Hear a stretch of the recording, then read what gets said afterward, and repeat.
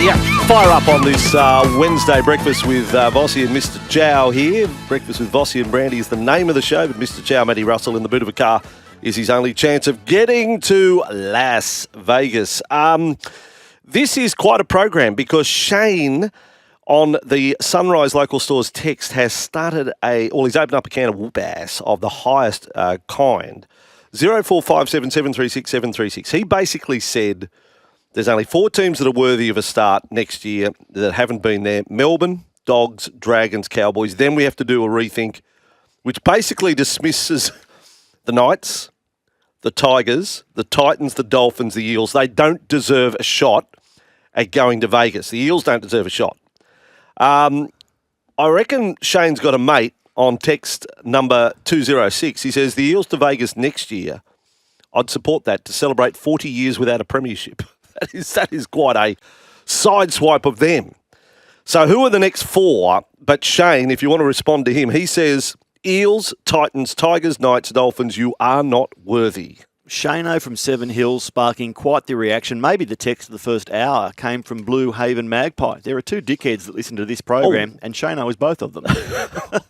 Gee, it's heavy. But we did warn Shane, and we gave him a prize. So we got a prize in advance of a mountain of abuse, which is always going to happen. Andrew, your verdict for Bryden's Lawyers is back in 2025. Win $2,500 cash, picking one winner in every round of the NRL season. It kicks off in round 1, quite obviously. Sign up at sensurvivor.com.au. Pick one winner, get it right, stay alive for the second week. Do it again, and on it goes until you're the last person standing. This time tomorrow, half the show will be from Vegas. I will be there this time tomorrow. All being well, the gear's going to work. Lockie, your life depends on it. But right now we can cross to Vegas because he's made the move from LA to Vegas overnight. Here we go.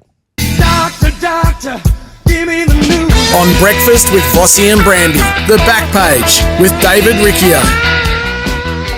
From Los to Las, Dave Riccio, you've landed in Vegas. What hit you? Give us the atmosphere. Viva Las Vegas, boys! Viva Las Vegas! It's boys, it's the back end of winter here. It's shorts and t-shirts weather. It's crazy. It's so warm. As I stand on the training fields of where all 4 clubs have been rotating through, about 30 minutes, about 25 to 30 minutes away from the strip, the grassed soccer fields of Las Vegas, of which all 4 clubs are using, NRL organised, and it's away from, the key here is the grass fields, and the reason they have to use the soccer fields is to get off that artificial turf that a lot of the colleges obviously rely on, but the hype is building, boys. I just thought of something. So, so you've nailed grass, you've found grass. How do the goal kickers practice? I'm just saying, like, I know it was an operation just to get goalposts in Allegiant Stadium, but I can't imagine there'd be too many sets of goalposts on random grounds around Vegas, out in the desert. Well, Mr. Voss, you are smarter than you look, because it is a great question of which we have uncovered only in the last hour or so watching the Warriors train. Now, they were using the light towers, yes, the light towers, right, here at the soccer fields as their aim of goal kicking and using the pole to kick inside the post, you would say. Using the pole to practice their goal kicking by landing the ball inside the pole, inside the post. But it is. There are no rugby league posts. There's no gridiron posts on these soccer fields as I walk around now. Just soccer goals. Yeah. And so it's about this is part of the odyssey. This is part of the journey, the adventure, where players, coaching staff, and guys, they are typically regimented and they don't like changing structure and schedules. Well, they don't have a choice when they come here. They have to adjust and adjust fast, and that's just one example of what they'll have to do, the goal kicking. The teams dropped yesterday, David, and how's this for good copy? There's few things better in rugby league than a local junior playing NRL for his boyhood club. Sharks winger Sam Stonestreet is about to go one better. Sound familiar, David? Yes, I believe in that, and clearly that's an article I've written in today's Telegraph in relation to Big Sam Stone Street as he puts the ball down in a corner in a training drill. As I watch, I just love that story because for all the naysayers, for all the negative comments about this trip and what these clubs are doing, there is a kid sitting at home watching it on Fox League this Sunday. And there may even be a young kid in the grandstands of Allegiant Stadium on Sunday that watches and learns of the story of someone like Sam Stone Street, who carried his autograph book onto the hill of Shark Park as a 4-year-old, still has that autograph book. He cried tears when the Sharks won the 2016 Premiership. And here he is running out in front of 45,000 at Allegiant Stadium. Dreams do come true, and how could you even believe that would be a possibility? But it is now for all the kids watching at home and any kid inside Allegiant that you can get there.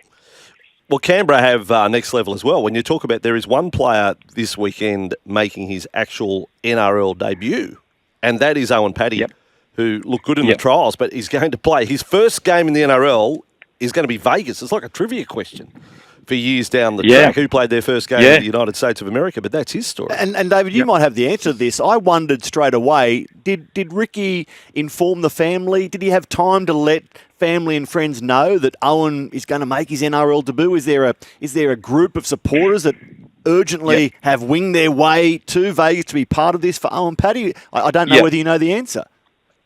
Yeah, absolutely, Matty. And it's a good question because what I understand of Owen Paddy's parents they are just so committed to his future in the game, so much so they attempt to attend as many Canberra games as they can. And what I mean by that is they're based up in Queensland. He came out of Queensland, schoolboy.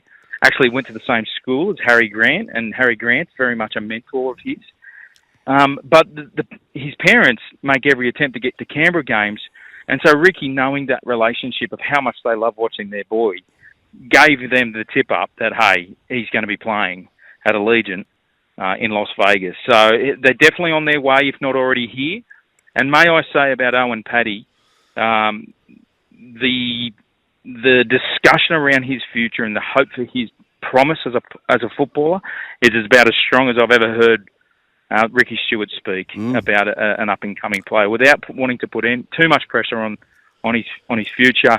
It's the hype is real. We saw glimpses of it in the trial matches, but he's a serious talent, and it'll lead to the discussion point around how much football he actually plays compared to a Danny Levi or Tom Starling this year. Such is the promise that Owen Paddy is ready for the first grade. David Riccio from the Telegraph, live from Vegas. Now, you're there, David. Tell us what you have seen in terms of rugby league presence. I must say, I was very pleasantly surprised on landing last year that I didn't have to go too far out of the airport, and there's the giant billboards promoting the NRL. It's very visible. It's not like they've decided, they've just gone cut price. They've really had a crack in a city where there are billboards advertising a million things. Rugby league is part of it. What have you witnessed? What have you seen since you've landed? Vossy, I took a walk up Fremont Street last night, and now for listeners out there, Fremont Street's the old Vegas. It's all the lights and casinos that were the original, and it is must see. Like it's a hive of activities, bands playing, open bars. It's an unreal atmosphere. Is Fremont Street, of which is where Fox will film all 360 Matty John shows. This is where they'll set up and we'll go live. So I took a walk up, and an overhead projector of which runs the length of Fremont Street.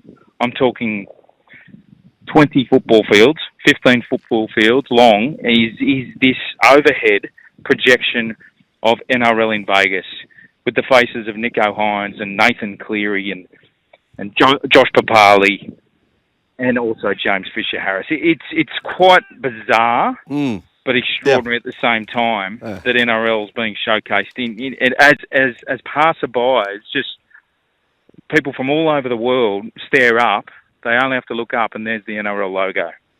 David, on NRL Tonight last evening, we saw images of Nico Hines and the Sharks arriving. The last team into Vegas, they look very much like high-profile rock stars as they strolled through the airport or across the tarmac.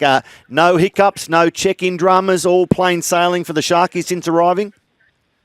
My understanding, there was a little hiccup, and it's in relation to their reserve forward, hugely talented, big fella, big prop, Tuku Hautapua, actually left his passport back in the LA hotel room, and so therefore couldn't get on the flight and had to drive with the gear steward the distance from LA to Vegas.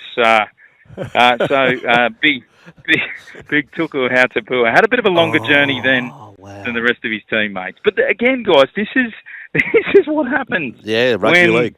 When the show goes on the road of such significance to Vegas, things happen, and to the Sharks' credit, they've adjusted. And Big Tuku's out there now. I'm watching him train. Now, question without notice, something that came up here. Shane, one of our listeners, Shane-O, boy, oh boy, did he stir the pot this morning. We were talking about who do you want, for the teams come Sunday night, David, there are 9 clubs that have not yet been to Vegas. How desperate are you for your club, if you're one of those 9, to be there next year? And we've had a lot of people, Eels, Bulldogs, Dragons. But Shane-O went the other way. He believes 5 teams aren't worthy of a start. So he says Dolphins, Knights, Tigers, Titans and Eels don't warrant a look in.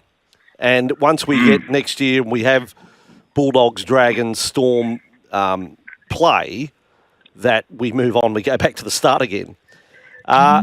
Can you lock in, I'm asking you, days in advance of instalment number 2, who will feature instalment number 3? You want to lock in 14 for next year? If you're a betting man right now and you're in Vegas, you must have a bet.